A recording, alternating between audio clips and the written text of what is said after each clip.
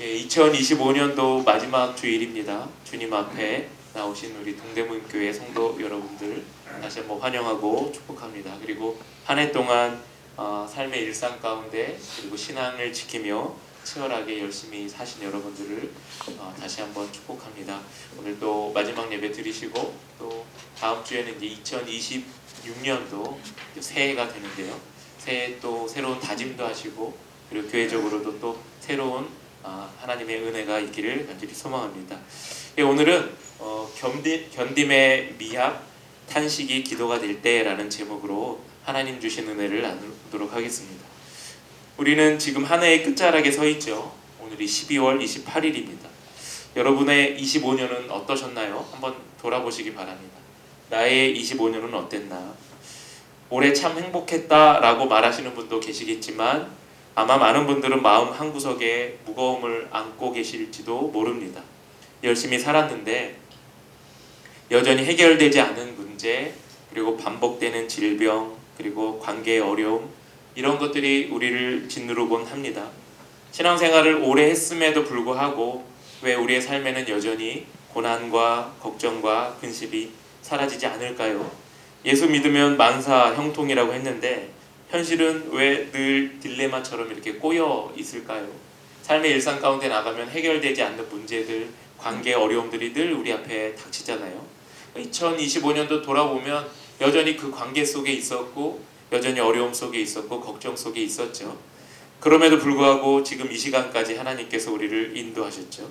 오늘 본문인 로마서 8장 함께 읽은 부분은 이 질문에 대한 바울의 깊이 있는 대답이 담겨있는 본문입니다.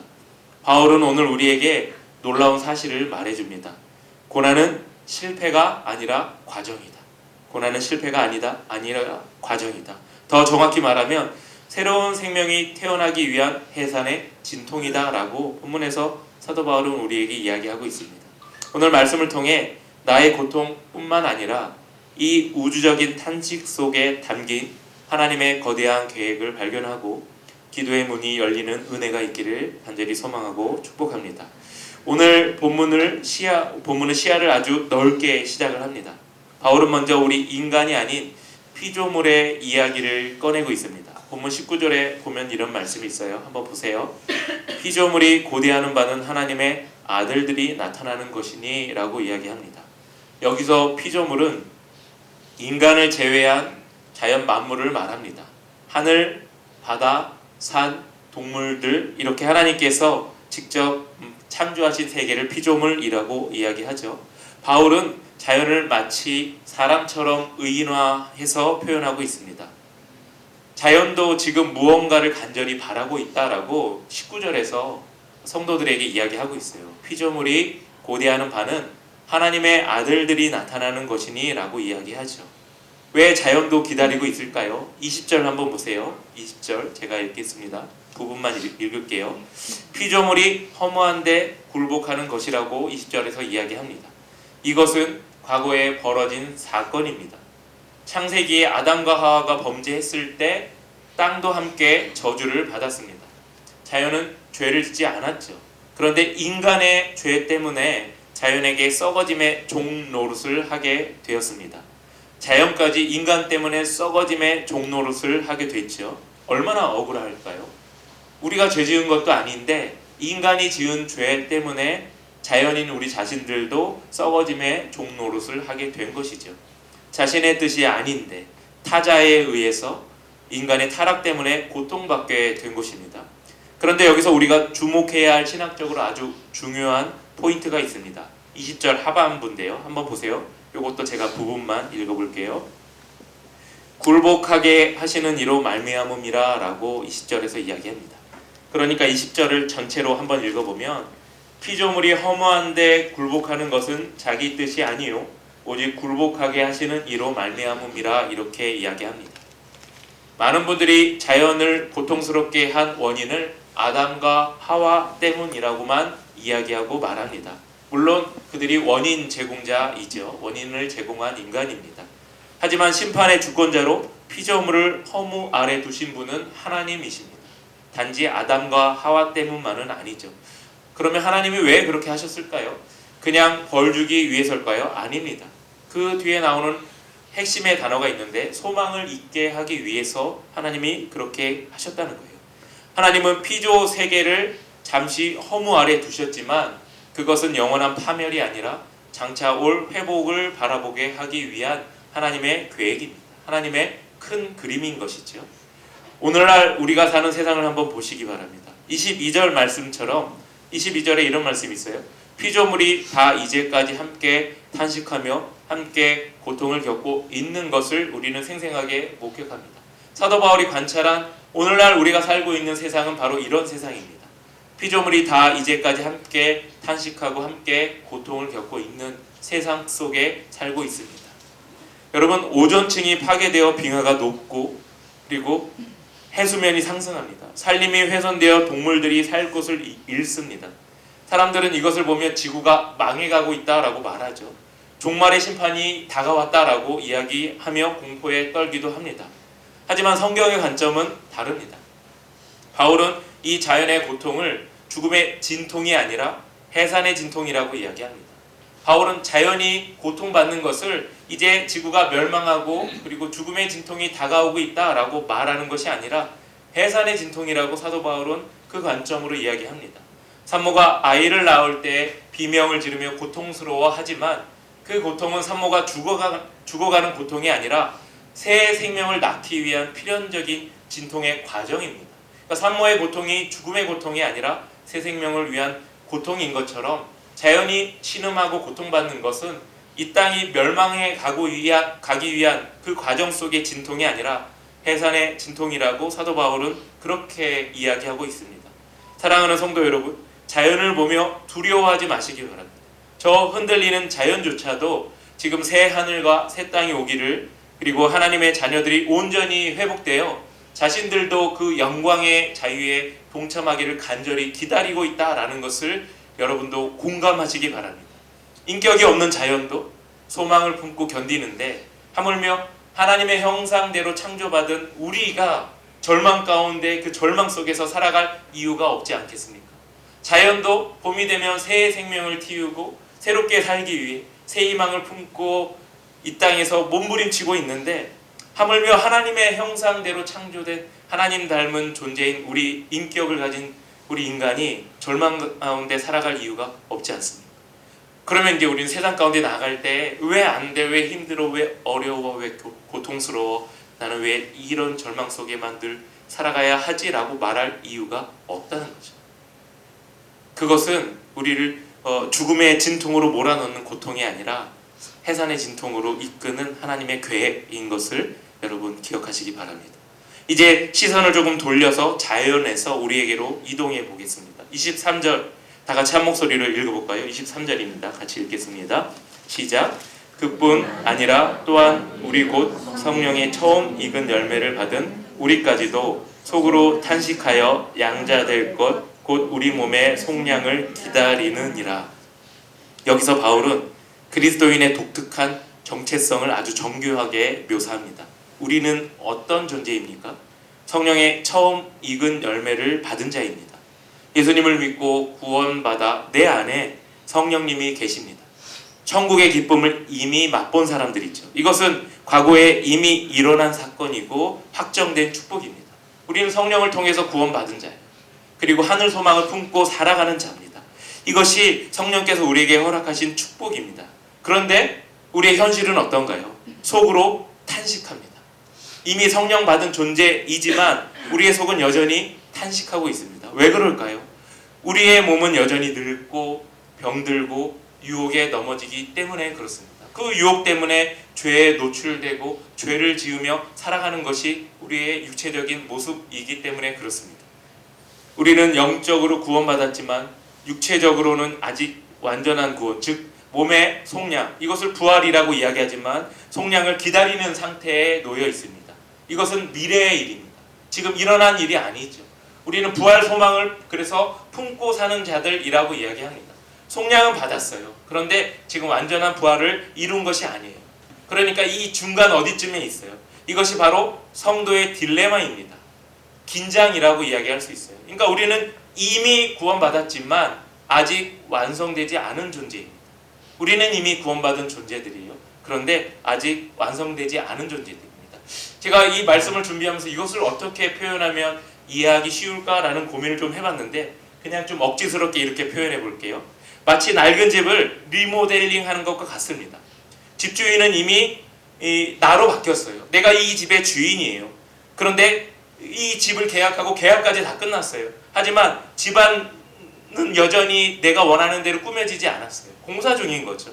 그러니까 이 공사 중인 상태가 여전히 지속되기 때문에 먼지도 날리고 소음도 일어나는 상태인 것입니다. 내 집인 것은 확실한데 아직까지 편안하게 쉴 수 없는 상태, 그것이 바로 우리가 처한 현재의 모습인 거죠. 구원받은 존재로 살아가고 있지만 아직 우리가 완전한 부활을 이루지 않은 미래적인 소망을 갖고 사는 존재, 그것이 우리의 모습입니다. 그러니까 여러분, 현재를 살아갈 때 우리가 현재를 견딜 수 있는 힘은 부활 소망을 갖고 있어야 돼요. 여전히 내 안에 부활 소망이 있어야 돼요. 하나님 이 땅에 오실 때, 주님을 다시 보내실 때 다시 주님과 같이 살아날 것을 소망하며 살아야 지금 이 딜레마를 극복할 수 있습니다. 그리고 현재를 온전하게 살아갈 수 있는 거죠. 그래서 바울은 24절, 25절에서 5가지 상태를 복잡하게 말하는 것 같지만 결론은 하나인 것처럼 아주 단순하게 설명합니다. 보이는 것이 전부가 아니다. 보이지 않는 소망을 바라고 참음으로 기다려라 라고 사도 바울이 이야기합니다. 여러분, 기다림은 무능력이 아닙니다.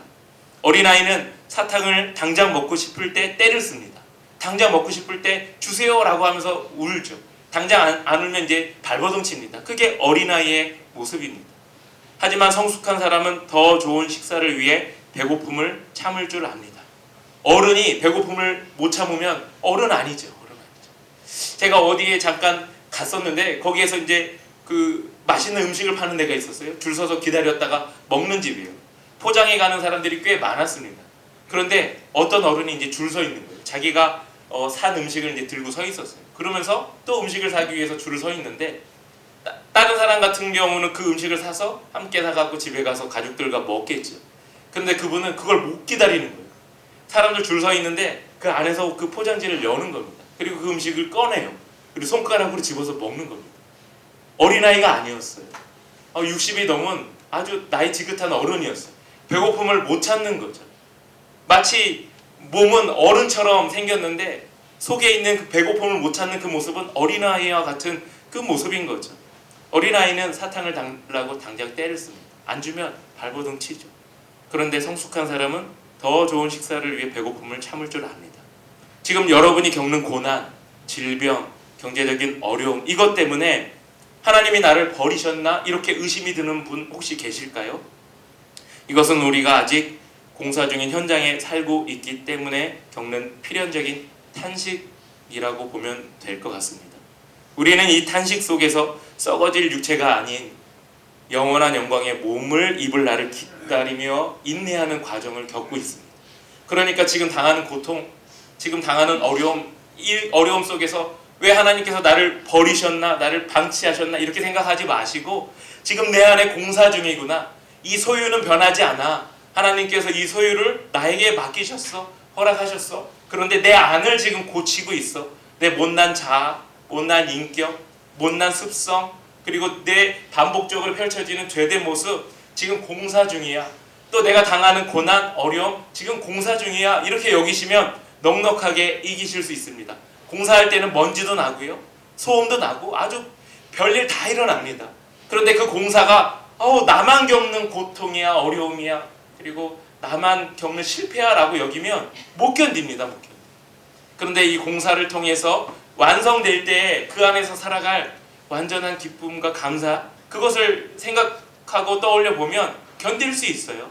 그리고 이 소유는 여전히 내게 허락하신 내 거잖아요. 내 거. 그러니까 우리는 이 탄식 속에서 썩어질 육체가 아닌 영원한 영광의 몸을 입을 날을 기대하며 인내하는 것이 필요합니다. 이 기다림이 지루하고 힘들 수 있습니다. 그래서 우리에게 도움이 필요하죠. 다음 구절에서 그 해답을 사도 바울이 우리에게 주는데요. 우리가 고난과 기다림에 지쳐 쓰러질 때 하나님은 우리를 고아처럼 내버려 두지 않으십니다. 26절 한번 보세요. 제가 읽겠습니다. 이와 같이 성령도 우리의 연약함을 도우시나니 우리는 마땅히 기도할 바를 알지 못하나 오직 성령이 말할 수 없는 탄식으로 우리를 위하여 친히 간구하시느니라 이렇게 얘기합니다. 여기서 우리의 솔직한 연약함이 드러납니다. 우리는 마땅히 기도할 바를 알지 못합니다. 이게 무슨 뜻일까요? 기도의 방법을 모른다는 게 아닙니다. 여러분 다 기도할 줄 아시는 분이에요. 무엇이 진짜 나에게 유익한지 모른다는 거예요. 기도는 다 할 줄 아는데 그 기도할 때 무엇이 진짜 내게 유익한지 모른다는 거예요. 사도 바울이 그 이야기를 하는 겁니다. 예를 들어서 한번 설명해 볼게요. 지금 극심한 고난이 닥쳤습니다. 우리는 당장 이렇게 기도합니다. 하나님, 이 고통을 없애주세요. 해방시켜주세요. 내가 지금 당하고 있는 이 극심한 고난에서 나를 해방시켜주세요. 이렇게 기도하기가 쉽습니다. 그런데 하나님의 뜻은 그 고통을 통해 나를 연단시키시고 성숙하게 하는 것일 수도 있습니다. 그렇다면 우리는 어떻게 기도할 수 있어요? 이걸 깨달으면 하나님 견딜 힘을 주세요 라고 기도할 수 있겠죠. 그러니까 이 차이가 같은 고통, 고난에서 나오는 거예요. 그러니까 내가 기도할 때 이 기도에 대해서 분명하게 기도할 바를 알고 기도하는 사람은 하나님 견딜 힘을 주세요 라고 기도하겠지만 이 기도에 대해서 내가 정확히 모르면 그저 내가 당하는 이 고통에서만 나를 해방시켜 주세요 라고 기도하겠죠. 같은 고통인데 기도가 여기서부터 갈리는 겁니다. 어떤 사람들은 기도의 내용을 모르니 그냥 빨리 여기서만 벗어나기 위한 기도를 하겠죠. 끊임없이 하나님께 요청하겠죠. 그런데 이 기도의 내용을 알고 기도의 제목을 알고 기도에 대해서 분명하게 아는 분들은 하나님 견딜 힘을 주세요 라고 기도할 수 있습니다. 반대로 사탄이 주는 불필요한 시험이라면 당장 물리쳐 달라고 기도해야 합니다. 어떤 기도 제목 가운데 어떤 고난과 고통 가운데는 사탄이 우리를 시험하기 위해 주는 고통 고난도 있습니다. 문제는 우리가 한 치 앞도 모르는 근시안적인 존재라는 거예요. 이 고난이 영광을 위한 훈련인지 사단의 공격인지 아니면 나의 죄 때문인지 구별하지 못한다는 거예요. 그러니까 우리가 성령의 은혜를 통해서 이 지혜가 없기 때문에 이걸 구별하지 못해요. 그래서 기도가 막히고 내 중심적인 하소연만 하게 되는 그런 기도를 할 때가 너무 많다는 거예요. 이건 어디서 나오느냐? 우리의 무지이자 우리의 연약함 때문에 나오는 거예요. 그러니까 내가 기도하는데 이게 정말 맞는 기도인가? 이게 내 죄 때문에 받은 고통, 고난, 어려움인데 그저 여기서만 해방시켜달라고 내 죄의 고백은 없이 이렇게 기도할 때가 또 있잖아요. 그러니까 이게 다 무지에서 비롯되는 거예요. 바로 이때 우리에게 필요한 분이 계십니다. 바로 성령이죠. 이럴 때 성령의 개입이 필요합니다. 성령님은 저 멀리서 정답을 알려줄 테니 너희들 받아 적어 라고 하는 선생님이 아닙니다. 본문은 성령이 말할 수 없는 탄식으로 간구하신다 라고 우리에게 이야기하죠. 이 표현이 중요합니다. 성령은 우리의 고통 속에 들어오셔서 우리가 너무 아파서 비명조차 지르지 못할 때 우리 안에서 함께 신음하고 함께 우시는 분이에요. 내가 기도할 바를 알지 못해. 내가 무지해서 어떻게 기도할 줄 몰라. 기도 제목이 뭔지 몰라. 고통에서 해결받게 해달라고 기도해야 할지 아니면 내가 이걸 견디게 해야 할지 아니면 이 죄에 대해서 회개해야 할지 몰라. 그럴 때 성령의 도움을 구하는 거예요. 성령의 도움을 구할 때 성령께서 어떻게 하시냐? 말할 수 없는 탄식으로 우리를 위해서 기도해 주신다라고 하는 거예요. 우리가 신음하고 고통스러워할 때 우리와 함께 신음하시는 분이 바로 성령이시라는 거죠. 그래서 여러분 성령의 도움이 절대적으로 필요합니다. 내가 무지할 때, 내가 아무것도 모를 때, 내가 지금 이 문제가 나에게 왜 닥쳤는지도 알 바를 모를 때, 알 길이 없을 때 그저 앉아 성령의 도움을 구하는 거죠. 왜 제게 이런 일을, 이런 고통을, 이런 어려움을, 이런 아픔을 주시나요? 라고 성령께 묻는 거죠. 그때 성령께서 나를 대신에 신음하시고 탄식하시고 하나님께 대신 기도하시는 거죠. 여러분 어머니가 말 못하는 갓난 아이를 안고 있을 때 한번 생각해 보신 적 있나요? 아이는 열이 펄펄 끓어 그냥 웁니다. 어디가 아픈지 말도 못하죠. 그때 어머니는 아이를 안고 같이 웁니다. 어머니는 아이의 고통을 뼛속 깊이 느끼죠.